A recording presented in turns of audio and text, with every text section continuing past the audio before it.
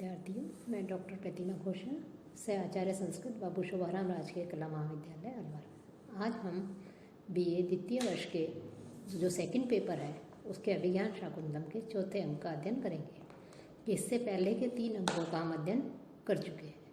अभिज्ञान शाकुंतलम कालिदास की जो रचना है, इसमें जो इसके अभिज्ञान शाकुंतलम का जो चतुर्थ अंक है यह अत्यधिक महत्वपूर्ण है और सबसे अधिक प्रसिद्ध भी है कि महाकवि कालिदास के अभिज्ञान शाकुंतलम, और भी नाटक है उनके, लेकिन अभिज्ञान शाकुंतलम नाटक का नाम आते ही जो इसका चतुर्थ अंक है वो हमारे मानस पटल पर अंकित हो जाता है। चतुर्थ अंक के संबंध में यह उक्ति प्रचलित है कि काव्येषु नाटकम रम्यम तत्र रम्या शकुंतला तत्रापि च चतुर्थो अंक है तत्र श्लोक चतुष्टयम्, अर्थात काव्यों में दृश्य और श्रव्य जो काव्य है उन काव्यों में दृश्य काव्य अत्यधिक रम्य होता है। संस्कृत दृश्य काव्यों में भी अभिज्ञान शाकुंतलम सर्वाधिक रमणीय है और अभिज्ञान शाकुंतलम जो नाटक है, काव्य है, उसमें भी जो चौथा अंक है, चतुर्थ अंक है, वो सबसे अधिक उत्कृष्ट है, श्रेष्ठ है। और चतुर्थ अंक में भी 4 श्लोक सर्वाधिक रमणीय है, प्रसिद्ध है। साथ ही ये भी कहा जाता है कालिदासस्य सर्वस्वम अभिज्ञान शाकुंतलम। वस्तुतः हम देखें तो अभिज्ञान शाकुंतलम का जब हम परिशीलन करते हैं, उसका अध्ययन करते हैं, तो उससे यह स्पष्ट हो जाता है कि इसका चतुर्थ अंक संपूर्ण नाटकीय कथा वस्तु का केंद्र बिंदु है। चतुर्थ अंक का आरंभ रौद्र रस से होता है और इसका जो अवसान है वो करुण रस से होता है।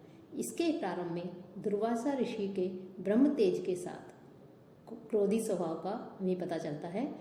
वहीं शम प्रधान तपोधन महर्षि कर्ण हैं, उनके त्याग, ब्रह्मवर्चस्व, वात्सल्य एवं लोक व्यवहार कुशल जो उनका व्यक्तित्व है, निर्मल पवित्र जो व्यक्तित्व है, उसका भी हमें इसमें चतुर्थ अंक में दर्शन होता है।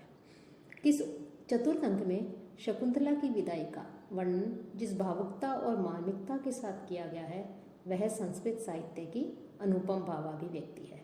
इसमें करुण भाव का अति निर्मल एवं मार्मिक चित्रण हुआ है कि पुत्री की विदाई के अवसर पर जब गृहस्थी जो लोग हैं उन माता पिता के हृदय में जो करुणापूर्ण वात्सल्य उमड़ पड़ता है, उस वात्सल्य को कवि ने अत्यधिक हृदयाकर्षक रूप से उसका वर्णन किया है, चित्रण किया है कि गृहस्थ जीवन के माया मोह से ग्रस्त व्यक्ति की अपेक्षा जब एक वीतरागी आश्रम वासी जो तपस्वी है उसका हृदय भी अपनी पालिता पुत्री को विदा करते समय किस प्रकार से भावुक एवं करुणा से युक्त हो जाता है।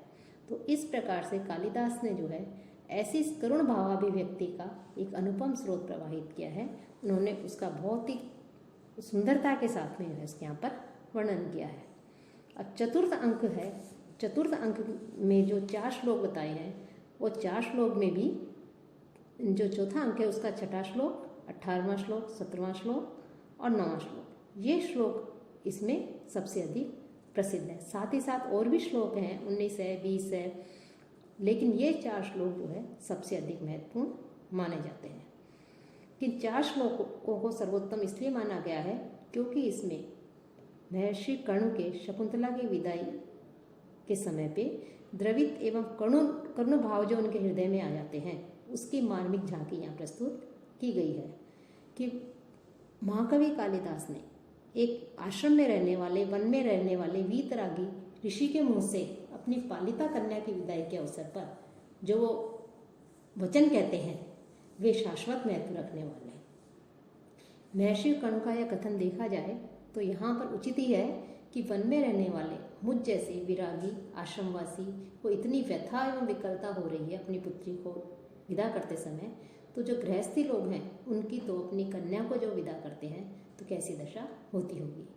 तो इस प्रकार से ये श्लोक जो है चौथे अंक के 6ठे श्लोक में जो है महर्षि कर्ण के जो पुत्री को विदा करते समय जो करुण भाव है उसका अत्यधिक इसमें वर्णन किया गया है। इसके अलावा और भी श्लोक हैं जिसके कारण से ये जो चतुर्थ अंक है इसका वैशिष्ट्य जो सिद्ध होता है, इसके उसका पता चलता है। पिछले 3 श्लोकों में हमने जो आपके अंक थे उन अंकों में हमने अध्ययन किया कि किस प्रकार से जो दुष्यंत और शकुंतला ये दोनों एक दूसरे को देखते हैं, एक दूसरे पे आसक्त होते हैं और एक दूसरे के प्रति प्रेम प्रकट करते हैं और इसके पश्चात ये दोनों गांधर्व विवाह कर लेते हैं। अब चौथे अंक में इसमें शकुंतला और जो दुष्यंत है उनके विवाह के पश्चात जब महर्षि कर्ण सोम तीर्थ से वापस आते हैं तो उन्हें आकाशवाणी के द्वारा शकुंतला और दुष्यंत के गांधर्व विवाह का पता चलता है। तब वो शकुंतला को पति गृह भेजने की व्यवस्था करते हैं। इस चौथे अंक का प्रारंभ महर्षि दुर्वासा के श्राप से होता है। कि महर्षि दुर्वासा के श्राप से होता है कि शकुंतला दुष्यंत के विचारों में, उसके ख्यालों में, उसके दुष्यंत तो शकुंतला का गांधर्व विवाह के पश्चात दुष्यंत चला जाता है। ये तीसरे अंक में हमने देखा कि इस अंक में शकुंतला विरह से पीड़ित है, दुष्यंत अपनी राजधानी को लौट आया है, ये हमें विषकंभक के माध्यम से सूचना मिलती है। और शकुंतला राजा के ध्यान में मग्न है।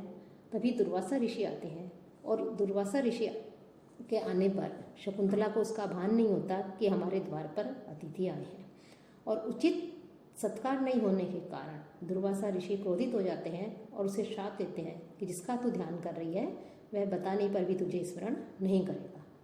अब शकुंतला को तो वो श्राप को भी नहीं सुन पाती, लेकिन शकुंतला की जो सखियां हैं वो प्रियंवदा जो है और अनसुईया, वो श्राप के विषय में उन्हें पता लग जाता है और प्रियंवदा जाकर के दुर्वासा से अनुनय विनय करती है कि वो किसी तरह से श्राप को वापस ले ले। लेकिन दुर्वासा ऋषि कहते हैं कि श्राप तो वापस नहीं होगा, लेकिन कोई पहचान का चिन्ह दिखाने पर इसके श्राप का प्रभाव समाप्त हो जाएगा। ऐसा कह के दुर्वासा ऋषि अंतर्ध्यान हो जाते हैं। उधर दूसरी तरफ कर्ण ऋषि जो थे, जो शकुंतला के दुर्भाग्य की शांति के लिए सोमतीर्थ गए थे, वो वापस लौट आते हैं और अग्निशाला में जैसे ही प्रवेश करते हैं उन्हें दुष्यंत शकुंतला के गांधर्व विवाह का पता चलता है। तब वे अपने 2 शिष्यों एवं वृद्धा तपस्वी तापसी जो गौतमी थी उसके साथ शकुंतला को पति गृह भेजने की तैयारी करते हैं।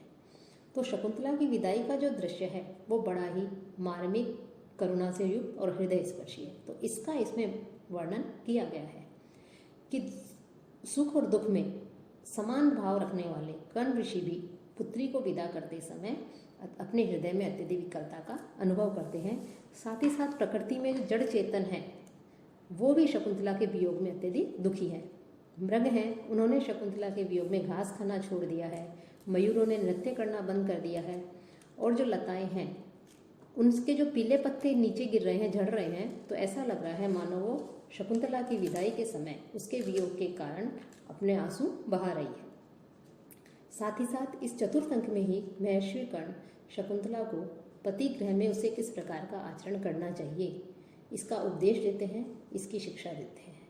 और जब शकुंतला को विदा कर देते हैं, भेज देते हैं, तो उसके पश्चात वो कहते हैं कि कन्या है जो है एक वो अमानत होती है, धरोहर होती है, और उससे उसका जो अधिकारी होता है उसको सौंपने के पश्चात हृदय जो है वो हल्का हो जाता है। कि जैसे कोई हमारे ऊपर पास में कोई धन या कोई वस्तु धरोहर के रूप में रखे और हम की उसकी सुरक्षा करें और अंत में उसको जिसके वो धरोहर है उसको सौंप दिया जाता है, तो हम जो है शांत, हमारा हृदय शांत हो जाता है।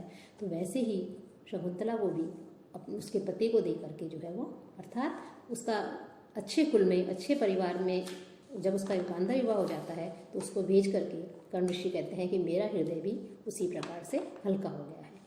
तो इस प्रकार से जो चतुर्थ अंक है, इस अंक में उसकी विदाई का वर्णन किया है कि महर्षि कर्ण शकुंतला को पति गृह भेजते हैं शारंगरग शारद्वत गौतमी के साथ में, और उसको भेज करके हार्दिक शांति का वो अनुभव करते हैं।